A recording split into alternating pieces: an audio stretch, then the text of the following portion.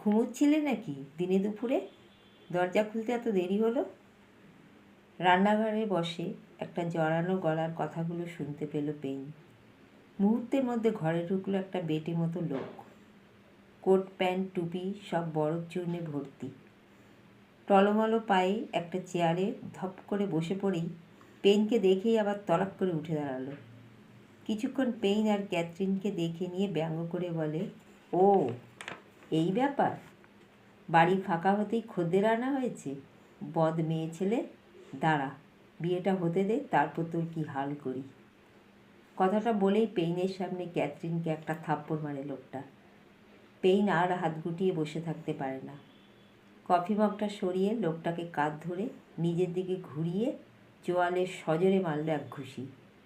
লোকটা ছিটকে গিয়ে পড়ল কাপ ডিশ রাখা তাকটার ওপর। ঝনঝন করে পড়ে ভেঙে গেল কিছু কাপ ডিশ। জোয়া চিৎকার করে উঠল ভয়ে। ক্যাথরিন ছুটে এসে চেপে ধরল পেইনের হাত।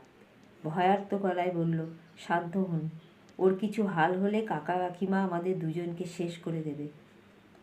ততক্ষণে লোকটা সোজা হয়ে উঠে দাঁড়িয়েছে।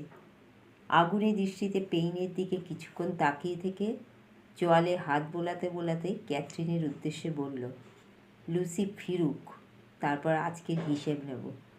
কথাটা বলেই ঘর থেকে বেরিয়ে গেল মাতাল লোকটা। আপনি চলে যান, ও আবার দলবল নিয়ে আসতে পারে। ভয়ে ফোপাতে থাকে ক্যাথরিন। জোয়া দিদিকে জড়িয়ে ধরে থাকে। লোকটা কে? আর আমি এভাবে আপনাদের দুজনকে একা ফেলে যেতে পারি না, পেইন কঠিনভাবে বলে। ওর নাম ভিভিয়ান লুকাস, কাকার পরিচিত, অর্থবান। ইদানিং কাকার ব্যবসায় অনেক লোকসান হয়েছে, অর্থের প্রয়োজন।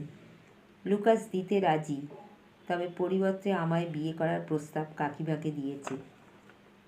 ক্যাথরিন দম নিল সামান্য, তারপর বলল, জোয়াকে আমার কাছ থেকে সরিয়ে নিয়ে অনাথ আশ্রমে পাঠিয়ে দিতে চাইছে। এবার কান্নায় ভেঙে পড়ে ক্যাথরিন।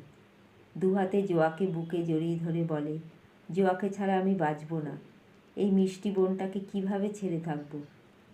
পেইনের ভীষণ কষ্ট হতে থাকলো দুটো বোনের জন্য।